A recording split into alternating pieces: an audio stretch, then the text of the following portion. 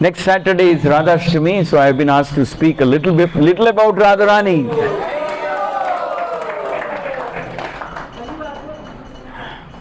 In fact, my whole morning class in Narasimha Giridhari Mandir was about Radha Ashtami and Radharani. So Radharani is very dear to Krishna. Krishna is not complete without Radharani. Krishna means Radha Krishna. Krishna is somebody who likes to enjoy. But how can he enjoy if he is the only person? He can enjoy only when there is another person. There has to be two to enjoy. Just one person, you can't enjoy. So that desire of Krishna to enjoy is called, that desire to enjoy is called, some kind of a rasa he wants to enjoy. Hladini Shakti, the energy which is there, which is a part of Krishna, through which Krishna wants to enjoy. So this Hladini Shakti becomes Radharani. So Krishna enjoys through Radharani.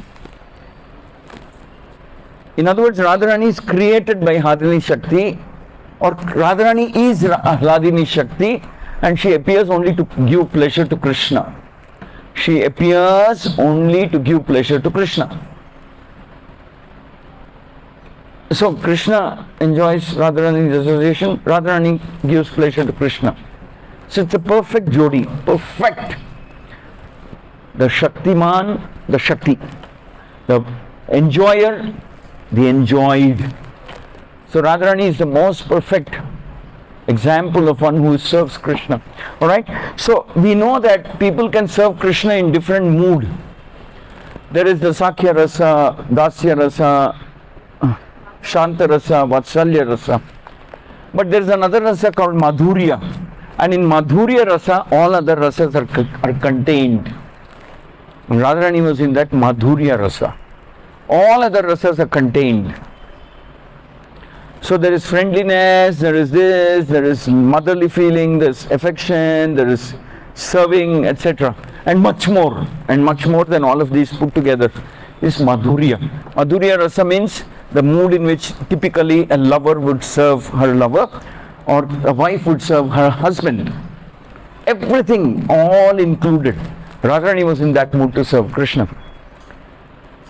And Krishna was so completely satisfied in accepting the service of Radharani.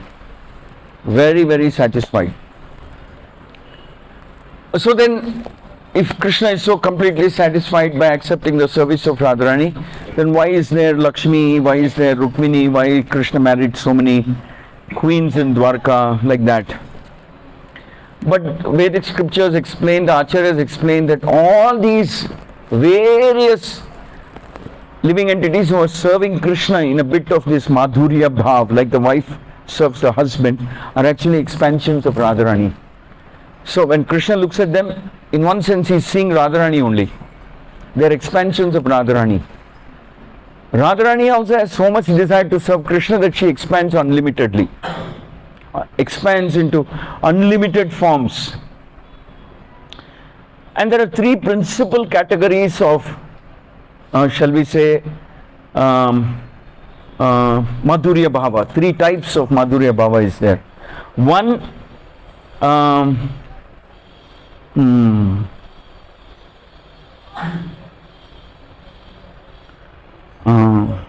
Queens of Dwarka. The three are there. One are the queens of Dwarka. Yes. One category is Lakshmi Devi, goddess of fortune. The second category is the queens of Dwarka. And the third category is the milkmaids of Vrindavan, the gopi strees of Vrindavan. Lakshmi, queens of Dwarka, then the gopis of Vrindavan. Lakshmi is in a little different mood. The mood is like this. Lakshmi is serving Krishna or Vishnu with the knowledge that Krishna is the Supreme Lord. You understand what I am saying? With the knowledge that Krishna is the Supreme Lord, Lakshmi. Okay? She is serving, but she is also perfect. perfectly serving, but she knows my Lord is the Supreme Lord and she feels happy about it. My Lord is the Supreme Lord. That's Krishna and Lakshmi. But the queens of Dwarka are serving a little more affectionately. But they are also aware that their Lord is the Lord of the universe. They are aware, but they are a little more intimate, they are a little more closer, they are a little more loving. More loving than Lakshmi. More loving than Lakshmi. But the Gopistris of Vrindavan, they are not aware that Krishna is the Lord of the universe. They are not aware. Actually, it's wrong to say they are not aware. They don't, just doesn't matter to them. They disregard it. They don't care. It is the same Krishna who is in Dwarka, the same Krishna in Vrindavan. But there they recognize, accept and worship him in terms of his position as the Lord. But the same Krishna comes to gopis, in the midst of the gopis in Vrindavan, they disregard. They ignore the fact that he is the Lord. For them, he is their lover boy. Loving object, object of love, object of affection, object of fun, object of, like that. They just totally disregard the fact that he is the Lord. It doesn't enter their mind. It doesn't matter because they don't want to take anything from Krishna. They don't want to get anything from him. They only want to give. They are so attracted to Krishna as a person, not Krishna as a position. You understand the difference? I'm typically, let's say there's a chief minister. There's a person who is the chief minister. Then there's the post of the chief minister. The post of the chief minister is very powerful. And there's a person who's occupying this post of the chief minister. So this is the Lord who is the creator. Krishna occupies that position. But Krishna is the person behind the post also. They're so attracted to Krishna as a person. His beauty, his fun, his fun-filled dealings, his adventure, his mischievousness, and the way he reciprocates, his humor, his playful nature, everything about Krishna, they're so completely attracted that it just doesn't matter to them that this Krishna is the Supreme Lord. It just doesn't matter, and Krishna likes it that way. That is why from Jagannath Puri he wants to go to Gundicha. Gundicha is like Vrindavan, because he also likes to relax. Like sometimes we go to our hometown, I may be the managing director, but whatever of big company, something, but I just go hometown, relax, wear a dhoti, vesti, sit with my family members, chit chat, go to a movie in the afternoon, whatever. I'm just saying, go to the beach, sit together with the whole family, chit chat and talk about good things and different things. I live as a person, I'm not there, I'm not carrying my managing director post into my family. Or I'm relaxing with my classmates and friends that I know. So I'm different there, I'm more intimate, I'm the real person, the real me. So Krishna is like that in Vrindavan, which is why he hankers to come back to Vrindavan. And we also have to understand that this is the same Radharani who expands into Lakshmis, the queens of Dwarka, and also into the gopis of Vrindavan. She expands. There is only one pleasure potency, and the principal personification of that is Radharani, and it is Radharani who expands into unlimited forms. Unlimited forms, and then the only thing she does is how to serve and please Krishna. And among all the leelas of Krishna, there is one leela that Radharani is very fond of. Anybody knows? One leela Radharani is very fond of. It's said that Radharani is very fond of the Damodar leela, because she knows Krishna is very mischievous. Every now and then he'll slip away and go and spend some time with Viraja, some time with Lalita, sometimes with Vishaka, irritating Radharani. Sometimes he does it deliberately, just to irritate Radharani. He'll go and spend some time with them, flirt with them, etc. So Radharani likes the Damodar Leela, because in Damodar Leela, what does the Mother Yashoda do? She ties him up so he doesn't go and does some mischief elsewhere. So when Yashoda Maya would sing the childhood pastimes of Krishna, Radharani would go and request Yashoda Maya, Mother Yashoda, will you sing that pastime where you tie up Krishna? That pastime where you tie up Krishna, then Mother Yashoda knows the heart of Radharani, and she will sing that song. And Radharani will secretly develop that desire. Someday I also want to do the same thing. Bind him up so that he doesn't go anywhere. No Lalita, no Chandravali. Chandravali was a competitor for Radharani. no Lalita, no Vishaka, nobody. He just stays with me all the time. I mean, it's not that Radharani is envious or something. It's just a sporting spirit. So she would imagine that she's tying up Krishna. And she would like that pastime so much. So one time, she was also fascinated by that pastime. She said there's something very special, mystical about Krishna. That day when Krishna was being decorated or dressed, Yashodamaya gives him a waist, what do you call it, Odyanam or something. And he accepts it. You understand? His waist is bound by one gold ornament. But the same Krishna, a few hours later, when Yashodamaya is trying to tie him up, Yashoda can't do it. She brings all the rope from Vrindavan. They're all joking and laughing and making fun of Yashoda, making fun of her and Krishna. Krishna has got that innocent, childish look, biting his fingers and nails and all that, acting as if he's scared and crying and saying, please don't tie me down, please don't tie me, all my friends will miss me, what will I do? I'll be a good boy here afterwards. Actually, you're hearing a lot of fake news about me. Fake news about me. So, all that is going on. In the meanwhile, all the gopis are running to their house and bringing all the rope. They can't tie him. Yashoda, Mother Radharani is imagining one day I'll tie him up and keep him with me all the time. So just to satisfy Radharani, one day they're playing in the groves of Vrindavan. And Radharani playfully plucks one creeper. Playfully, she ties him up to a rope. She ties him to a rope and ties him up to some pole or some tree or something. And Krishna will look at Radharani, wink his eye and say, see, you wanted to do this, no? See, I'm allowing you to do this. Radharani becomes so embarrassed, she's like that. Every single desire of Radharani, Krishna satisfies. And I mean, we can go on like that, but I don't want to take too much time. Then there is the Radha-Kund pastimes. There are books written about the Radha-Kund pastimes of Krishna and Radharani. I'll just tell one pastime.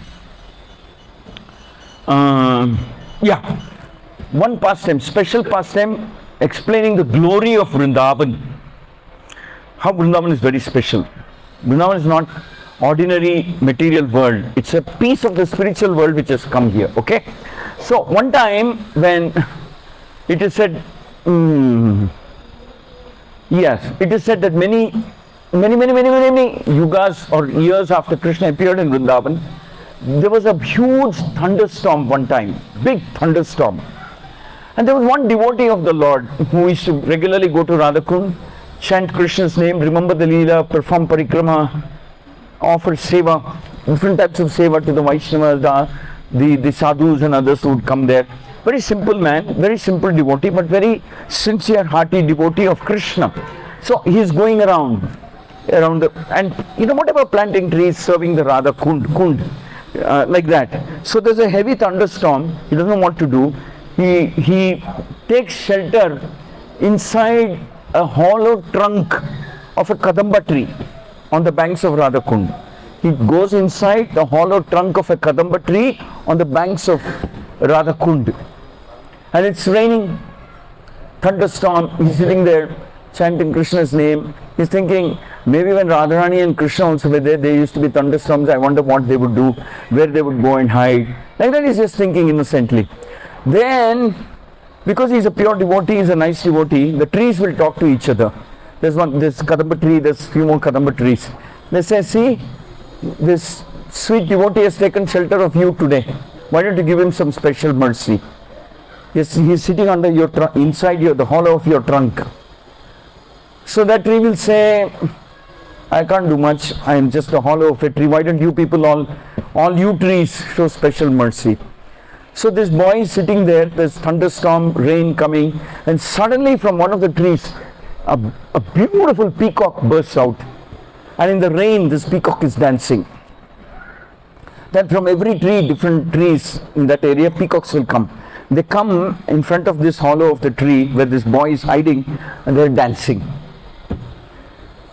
Because this boy is thinking, oh, maybe when Radha and Krishna are there, maybe the peacocks come and dance once in a while to entertain Krishna. Maybe there's nice songs and birds are cooing, birds are making nice noise, and there's rain, but the peacocks love to dance in the rain, they're also doing it. And maybe in the middle, Krishna and Radha will come and dance and so on. So this boy is thinking like that, suddenly peacocks start manifesting. And then Krishna comes. And then Krishna comes. And Krishna is there playing his flute, looking at the boy and blessing him. So the Acharyas say that Vrindavan is not an ordinary place. A place where Radha and Krishna's pastime took place. Especially the Radha Kund is special. Very, very special. The dust particles, the water particles, the dried leaves, everything is Krishna's personal property. Everything there. And that is why it's called wish fulfilling, Kalpatarus. Wish fulfilling trees of Vrindavan. So, because intensely everybody is serving Krishna. So, there is Krishna. You can't say Krishna and Radha don't exist there now. They're there. It's just that we're not qualified to see them. So, the Dhama of Vrindavan is special. The trees are special. The Kund is special.